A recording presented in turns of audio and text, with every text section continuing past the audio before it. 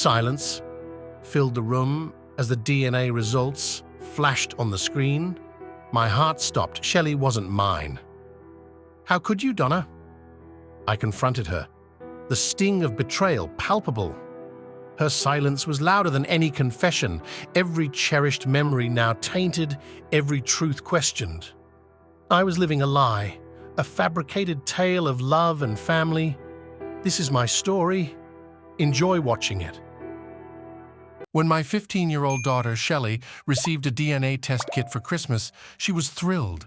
Neither of us remembered who gave it to her, but she eagerly filled out the forms and sent them off. 6 weeks later, the results arrived, and she was visibly upset. My wife, Donna, and I were reading in the living room when Shelley stormed out, saying she was going to a friend's house. Donna reminded her to be back for dinner as she dashed out. I smiled, but noticed Donna looked worried.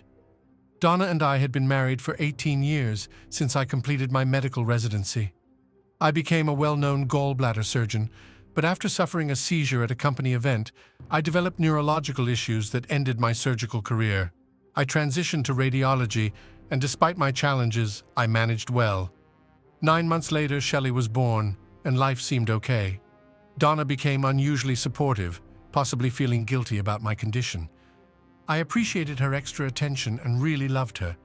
We lived this way for 15 years, until the DNA results puzzled Shelley. Not understanding why, I decided it was best to let it be. However, I couldn't shake off a feeling that something was amiss, so I decided to check the DNA report myself. Donna and I are mostly Irish and Scottish, respectively, but Shelley's results showed 48% Eastern European. Moreover, Donna was listed as a relative, but my name was absent. I found it odd since we had submitted our DNA during a medical checkup. Concerned, I contacted Dr. McCall to inquire about a potential error in the DNA comparison. He assured me everything was okay, but agreed to check. Shortly, he confirmed a shocking truth.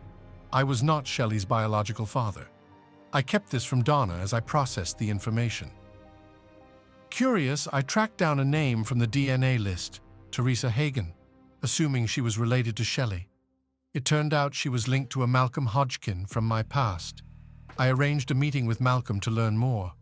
He seemed uneasy when we met, and when I mentioned our past connection through Gilbert Enterprises, he became uncomfortable.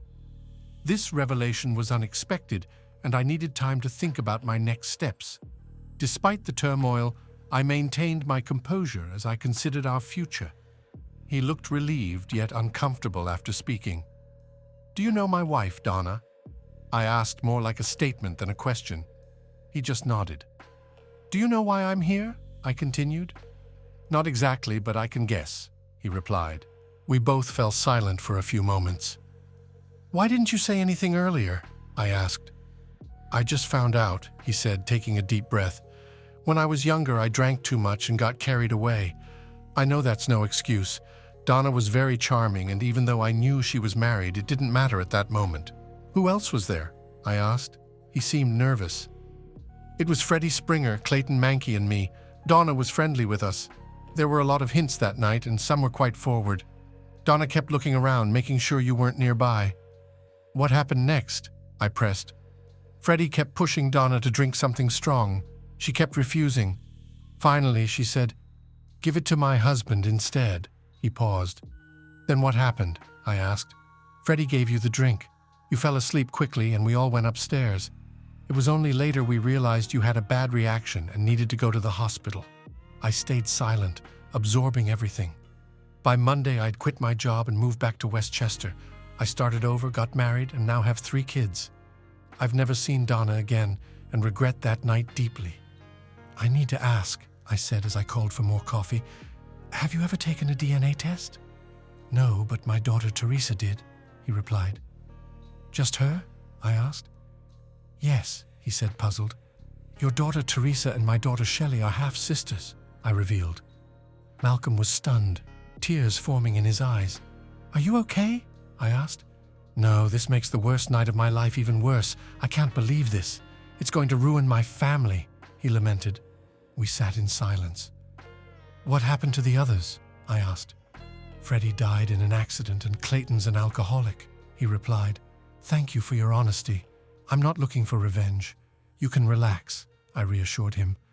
But what about your daughter? My daughter, he worried. If she wants to connect, I'll support you. I'm not out for revenge, I assured him. Life had been tough, remembering every twitch and blink.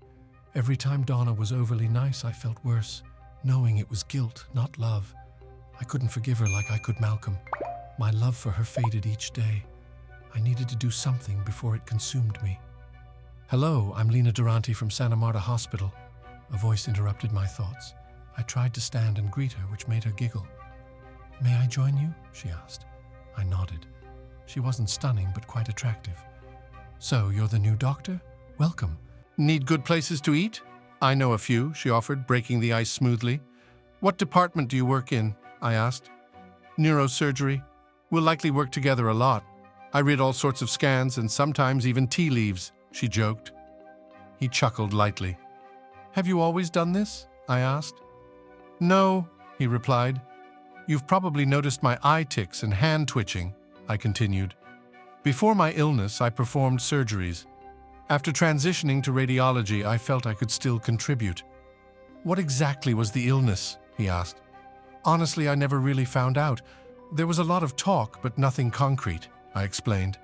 I felt people avoided the subject. I tried solving it a few times, but ended up frustrated and stopped trying. I need to get back to work. I finish at 6. I'll pick you up here for dinner. You work late, right? I smiled and nodded. Lena Durante was unmarried. I didn't delve into why. After a month, I felt comfortable enough to talk about my marital status with her. The fact that I was still married didn't seem to bother her. 2 weeks later, she began staying at my apartment at night.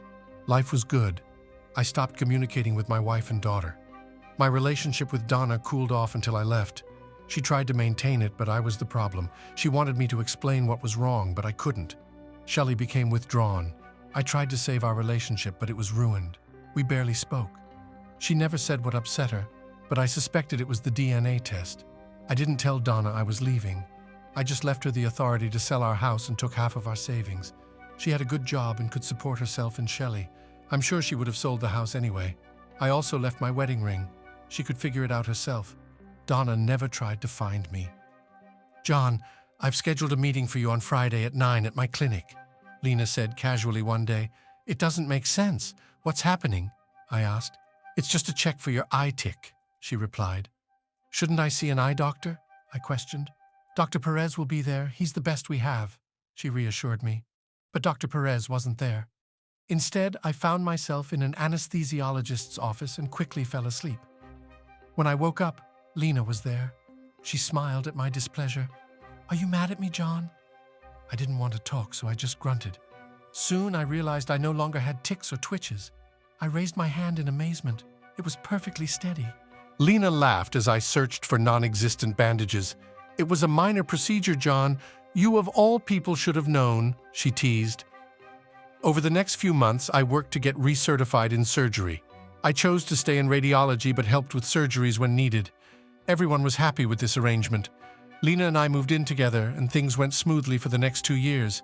She seemed interested in marriage, but given the situation, she didn't push it. One warm summer day, I was on the veranda when Lena said, John, you have a guest. She quickly left for the market. Hello, John. It's been a long time. It had been almost 4 years since I last saw my wife. She looked good but tired. Donna, you look good. Want something to drink? I offered. We sat down with wine and chatted about mundane things until I couldn't hold back any longer. Donna, why are you here? What do you want? I asked. I just need to settle things. I want to clarify so we can move on. I need answers, and I think you do too, she explained. You flew 15 hours just to talk for 30 minutes? I asked. It has to be face-to-face, she insisted. She told me that after a year she realized I wouldn't return. She sold the house and moved into an apartment with Shelley. She handed me a check for half the house's value. I filed for divorce, refusing money. It's all settled now. You're free, she said, placing another document on the table. Shelley is getting married soon and wants you to give her away, Donna continued, offering an invitation. She understands if you decline. She's sorry for her past behavior, she added. I want to thank you for the checks to Shelley's college fund, Donna said. I was stunned. I hadn't sent any checks. I had my suspicions about their origin. Of course, I hope to understand why you left, but I'll respect your choice to stay quiet. Can I at least answer some questions for you? She asked, taking a sip of her wine. Now it was my turn to speak. Donna, I didn't want half the money for the house, but if it makes you feel better, I'll take it. I didn't plan on getting married again, which is why I hadn't filed for divorce. But now things have changed, and I welcome the divorce, I explained. She is very beautiful, but I don't think it's right for me to be the one to walk Shelley down the aisle at her wedding. That honor should go to her father, I added. As I finished speaking, Donna's wine glass crashed to the ground. She gasped and struggled to find words. John, I'm not trying to be smart or avoid anything, but who should I contact? What about one of those 3 guys from that night? She asked. This time, thankfully, she wasn't holding a glass. She began to mumble and sob and finally said, I think coming here was a mistake. I was looking for closure, not this. I should leave. She tried to stand, but I urged her to stay. No, let's finish this. You came here thinking it would make me feel guilty about leaving, but that's not going to work, I said firmly.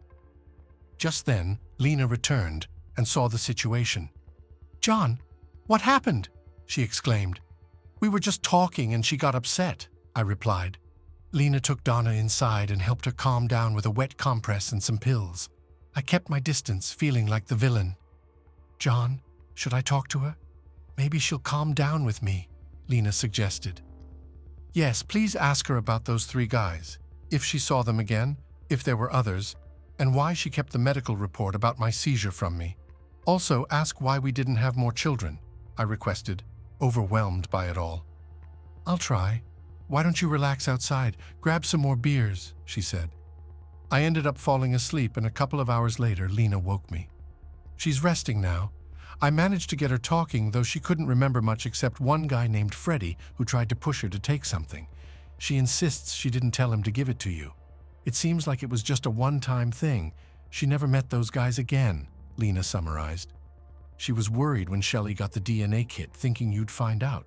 That's probably why she thought you left, Lena added. She also asked about your eye tics, I mentioned. I told her it was a simple fix that should have been done years ago, Lena explained. It's hard to believe, but I once loved this woman deeply. I thought such love would last forever, but it didn't. There's bitterness in your voice, Lena, I noted. I need to go away for a few days. Can you make sure Donna gets to the airport tomorrow? Tell her I won't be at Shelley's wedding. Also, let her know that the checks came from Shelley's real father, not me, I requested. Where will you go? She asked. I'm not sure. Just for a week or so. You'll be here when I get back, right? I asked. Of course, I promise. Just don't drink too much and call me, she reassured. That part of my life was over. I never saw or heard from Donna or Shelley again. Lena and I never married, but we bought a small villa near Porto and started anew. Thanks for listening to One Infidelity Hit. If you liked what you heard, don't forget to hit that subscribe button and drop us a like.